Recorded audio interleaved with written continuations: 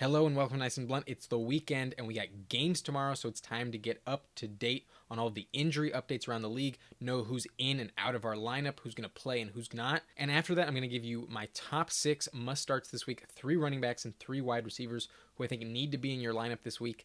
Let's go.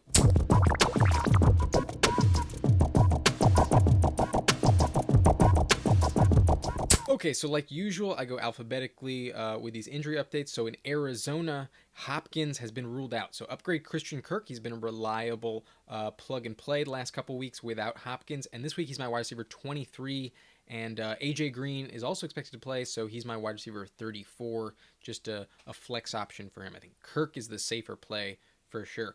Kyler Murray is questionable, but I do expect him to play. But I do think he's going to be limited. I only have him as my quarterback 10 this week. And if you want to know where he ranks and whether or not you should bench him, check out my quarterback rankings up here. But I'm going to keep it moving. Lamar Jackson is also questionable with an illness, but he is expected to play, and I'm not worried about it. Marquise Brown in the same game is also questionable with a thigh injury, but I also think he will go.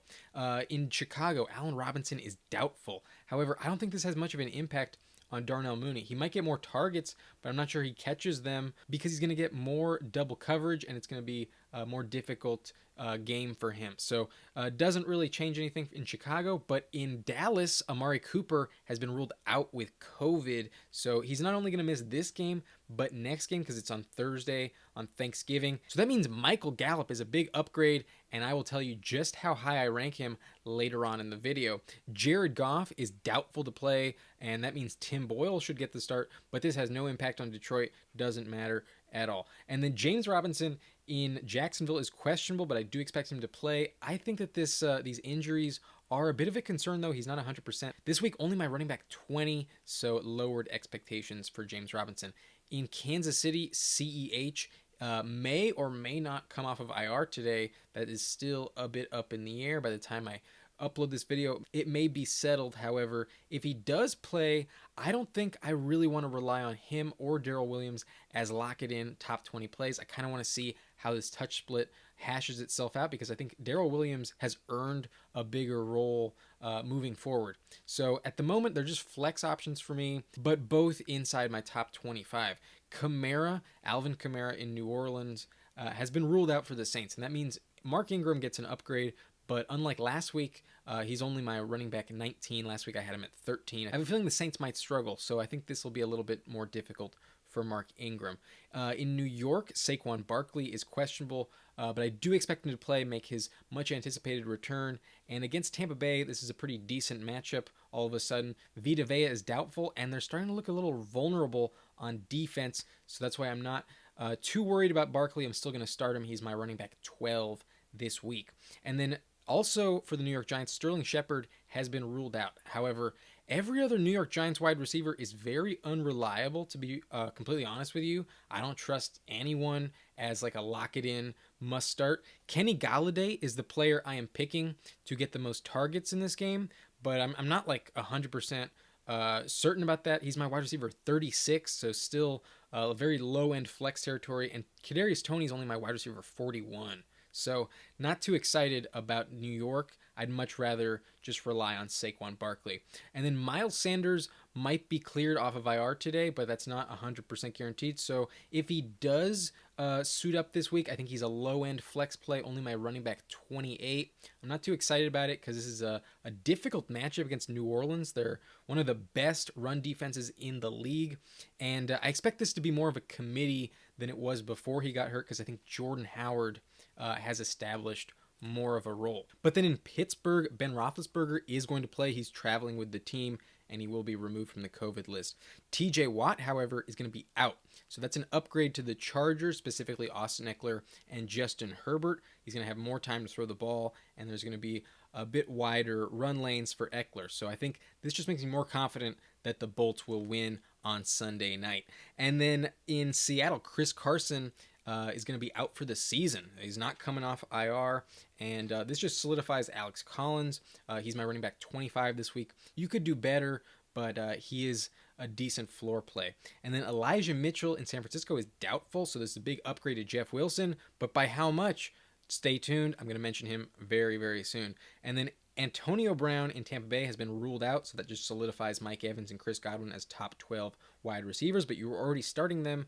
Gronk is questionable, but I do think that he plays, and if he does, he's my tight end 2. You want him in your lineup. And then lastly, in Washington, Logan Thomas is still on IR, and Ricky Seals-Jones is out with a hip injury, so I think that kind of hurts Terry McLaurin. I think they can focus on him, and there's been a lot of boom bust volatility with Terry McLaurin. He either goes over 25 or under 10. So I'm a little bit worried about him this week, and I'm starting to consider benching him. I have him as my wide receiver 16, but just below Michael Gallup, who I've moved up to my wide receiver 15 with the news that Amari Cooper is going to sit. Now, the Chiefs do have an improved defense lately, and one of the reasons why is because they're really limiting opposing number 1 wide receiver options. So in their last 6 games, let's look at the number 1 options that they have to cover. Terry McLaurin, Stephon Diggs, A.J. Brown. Sterling Shepard got injured in the first quarter, so I'm going to combine him and Kadarius Toney's stats for that Giants game. Devontae Adams, and even though Darren Waller is a tight end, he's definitely the number 1 option for Derek Carr, so that's why I've also included him on this list. And here are the stats. I'm not going to go through them, but as you can see, only A.J. Brown had a good game. Otherwise, everyone was limited and pretty much like to a less than 50% catch percentage as well. So not great, and very low yards per reception numbers as well. Here's the average stats for number 1 receiving options in those 6 games right here. An average of 9.2 targets, only 5.3 receptions, and an average of 57.8 yards per game. And as you can see, A.J. Brown is the only one to score a touchdown. So a very low touchdown rate, very bad odds that the number 1 wide receiver option gets into the end zone. So that means that CeeDee Lamb actually may struggle. I think he'll get a big target volume that keeps his floor high, but it's possible that he's limited, especially in the red zone. And this just means that Michael Gallup is going to eat. The odds are so high that Dak really leans on Michael Gallup in this game, and that just means I'm more confident that he also gets into the end zone. With Cooper out, that opens up 7.1 targets per game, 64.8 yards per game, a touchdown rate of 0.56 per game, and 12.3 half PPR points per game. So we don't know exactly what's going to happen once he catches the ball, but I think at least 4 of those 7 targets that were going to Amari Cooper are going directly to Michael Gallup. And adding to his current stats, my projection for him this week is 9 targets, 6 receptions, 75 yards, a touchdown, and that would equal 16.5 half PPR points, which I think is a guaranteed top 15 wide receiver this week, and that's why I love Michael Gallup, my number 1 must start this week. A couple spots behind him in my wide receiver rankings is Brandin Cooks, my wide receiver 17, and let's look at his per game stats because he's actually played a lot more than Michael Gallup. In 9 games this year, an average of 9.2 targets per game, that ranks 11th among wide receivers in the NFL. 6.3 receptions per game, ranks 7th in the league among wide receivers. 71.2 yards per game, ranks 17th among wide receivers. And the only thing holding him back is a very low touchdown rate of 0.22 touchdowns per game. Only 2 touchdowns this season, ranks 52nd among wide receivers. Altogether, still a high floor, 11.6 half PPR points per game. That ranks as wide receiver 24. And you can bank on Brandin Cooks to not put up a dud unless he's getting double teamed against the New England Patriots. But really, the touchdown rate is the only thing holding back Brandin Cooks from being an elite wide receiver. So in this Texans offense, you can't really blame him, but he has a great floor, and all this means is that he's not touchdown dependent to put up fantasy points. So if he were to score a touchdown, that would really boost his upside, and this week he has a good chance to do it. He's going up against the Titans defense, who are pretty bad against the pass. They're giving up 268 passing yards per game. That ranks 27th in the NFL, so 5th worst. And to wide receivers specifically, 213 yards per game on 13.9 yards per reception. And in 10 games, they've allowed 14 touchdowns to opposing wide receivers. So I think Brandin Cooks has a very good chance to get in the end zone this week. And if he does, he is a guaranteed lock as a top 20 wide receiver. I think no matter what, he has a very safe double-digit fantasy floor, and I think you should lock him into your lineup this week. I love Brandin Cooks. But then a player outside my top 20 at wide receiver who I also think needs to be in lineups is T. Higgins, my wide receiver 22 this week. And in 7 games this season, here is per game stats: 8.1 targets per game. That ranks 19th among wide receivers. So a pretty good workload, only catching 5 of them per game, 25th among receivers on a per game basis, and unfortunately, pretty low yards per reception that leads to only 61.6 yards per game. That ranks as wide receiver 30 on a per game basis. A very low touchdown rate of 0.29 touchdowns per game this year. It ranks 47th among wide receivers, and that's why he only comes in with 10.1 half PPR points per game, and that ranks as wide receiver 36 on a per game basis. So despite a top 20 workload, he isn't exactly the safest player because the touchdown rate is quite low. He scored in back-to-back games to start the year, but then he got injured, missed a couple games, and since then he has 5 straight games without a touchdown.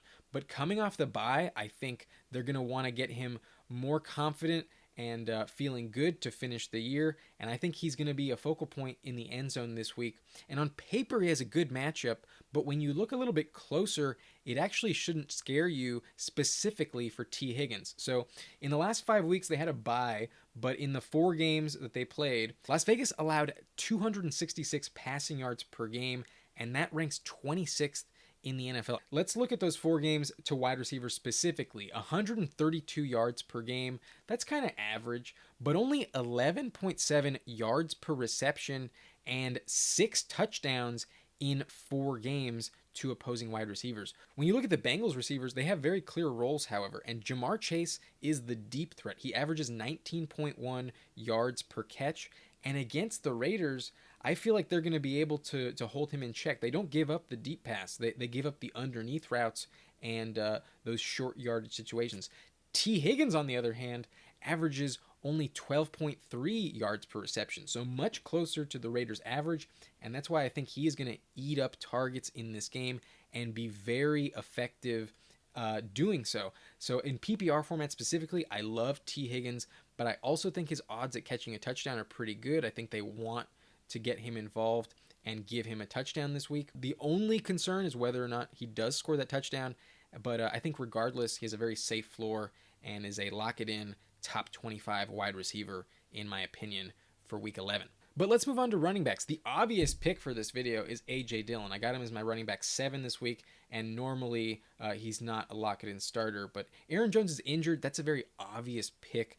I want to make this a little bit more difficult for myself. So I'm not going to give you a player in my top 12, but that means my number 1 must-start running back this week is Leonard Fournette, my running back 13 in Week 11. On a per-game basis, through 9 games this year, Leonard Fournette is averaging 16.7 touches per game. That ranks 15th among running backs, so pretty good workload, but a lot of it comes through the air. He averages 4.2 receptions per game, and that ranks 6th among running backs this season. A total of 85.6 total yards per game, ranks 17th in the NFL among running backs, but an only average yards per carry rate of 4.3, and same goes for touchdowns, only 0.44 touchdowns per game. That ranks 30th among running backs. But altogether, 13.3 half PPR points per game is a pretty consistent and safe floor, ranks 18th best among running backs this season. And obviously, he has more value in full PPR formats, but I really trust him this week. And he gets a great matchup versus the Giants on Monday night. The Giants' defense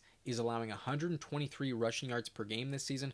That ranks 21st in the NFL, so definitely below average. And to running back specifically, 109 rushing yards per game on 4.6 yards per carry, and through 9 games, they've allowed 5 rushing touchdowns. But we know that Leonard Fournette is very involved in the passing game. So let's look a little bit deeper at the Giants' stats against opposing running backs who catch passes. A bit of a mouthful there. But in 9 games, they average on a per game basis 6.9 targets per game to opposing running backs, 5.9 receptions per game, 53.1 receiving yards per game, and 2 receiving touchdowns through 9 games. So the odds that Leonard Fournette scores go up, and he's going to be very involved in the passing game, and I think that floor is something you can count on. Now, Giovanni Bernard does come in on third down, and he's also involved in the 2-minute drill, so he'll get involved as well, but he's not going to take away from Leonard Fournette's touches. Neither is Ronald Jones, because last week Ronald Jones was a healthy scratch. Granted, the Buccaneers were trailing in that game, and Ronald Jones has terrible hands, so I'm not that surprised. But in that game last week, Leonard Fournette had 20 touches, 11 rush attempts, and 9 targets. He caught 8 of them against Washington, and he is going to eat up yards in prime time, whether it be on the ground or through the pass. The Giants will not be able to stop him. I really trust Leonard Fournette. I'm very confident in him as a top 15 running back. And then at number 14, right behind him, I also feel very confident with Jeff Wilson Jr. Elijah Mitchell, as I mentioned earlier, is doubtful. I don't think he's going to play. And that means Jeff Wilson is getting the start and the lion's share of the touches. He filled in very well last year when he was the backup starter. And last season, let's look at those stats last year. In 7 games in 2020, he got 10 plus touches. So let's look at the per game stats. When he got double-digit carries, 17.1 touches per game on average, ranks 13th on a per-game basis this season. And he doesn't really get that many passes, so don't count on him too much in PPR leagues, but only 1.4 receptions per game, ranks 57th among running backs, just to put that in perspective. So it's really all coming on the ground, but he averages 4.7 yards per carry. That ranks 17th among running backs this year, and a total yards per game of 89.3 on average last year, and this year that would rank 13th among running backs on a per game basis. He also scored a lot of touchdowns, 10 touchdowns in 7 games, and that touchdown rate of 1.43 touchdowns per game ranks first among all running backs this season. So really high upside with Jeff Wilson. And if he performs like he did last year, 18.2 half PPR points was his average, and this year that would rank as running back 3 on a per game basis. So obviously he has the potential to blow up if he can remain as efficient on the goal line. However, I'm tempering my expectations just a little bit. I'm not sure he scores 2 touchdowns in this game, and that's why I only have him as my running back 14. But I think the floor is very high, and I think he does score. But on paper, this matchup against Jacksonville isn't that good. It's actually a little bit difficult. Jaguars are allowing only 106 rushing yards per game this season, and that ranks 12th best in the NFL, so pretty good in that regard.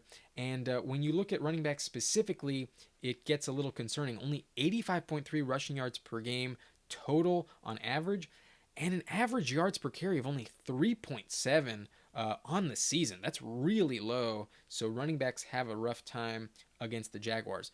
But the touchdown odds are pretty decent, 9 rushing touchdowns in 9 games this year, but in the last 4 games, only 1 of them.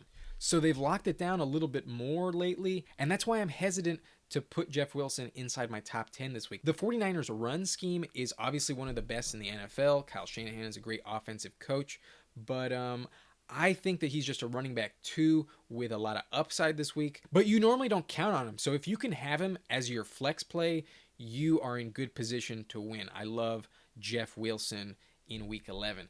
And then my last running back for this video, the last player I'm going to talk about, is Myles Gaskin, who I have inside the top 20, my running back 18 in week 11. But let's look at his per game stats, because they might make you question this ranking. On a per game basis in 10 games this season, Myles Gaskin averages 13.8 touches per game. That ranks 27th among running backs, but he is catching 3.8 receptions per game. That's a pretty high floor in PPR formats, ranks 10th best among running backs this season. And altogether, 54.6 total yards per game is pretty low. Only ranks 43rd among running backs, and an average yards per carry of 3.4 is terrible. Ranks 70th in the NFL among running backs. 7-0. Just a terrible stat for Myles Gaskin there. But 0.4 touchdowns per game does keep him with a pretty solid average. Ranks 34th in the NFL among running backs, and that's where he ranks on a per game basis with 9.6 half PPR points per game, 34th among running backs. So when you look at these stats, they're not encouraging. He definitely comes with a lot of risk. However, I'm willing to throw all of that risk out the window when I consider his matchup. He's going up against the New York Jets, and damn, this is the best matchup for opposing running backs. The Jets defense is giving up 134 rushing yards per game this season. That ranks 29th in the NFL, third worst, only behind the Texans and Chargers.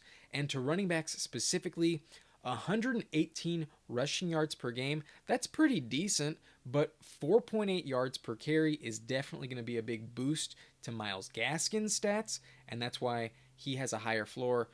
But this stat in particular should get you excited.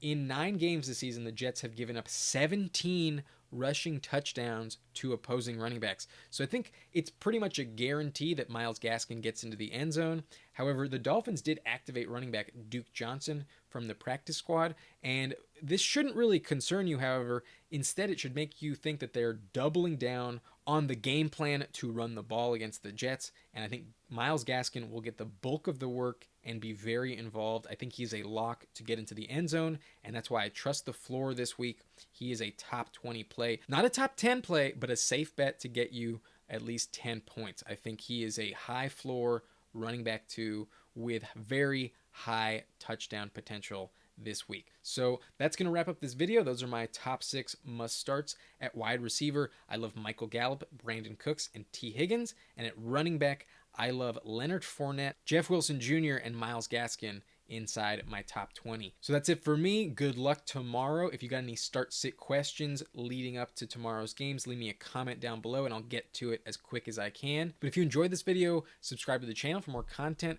I got more videos coming out every day through the rest of the NFL season. We're trying to lock up as many wins and get to that championship game. My name is Adam Riancho, and thank you for watching Nice and Blunt.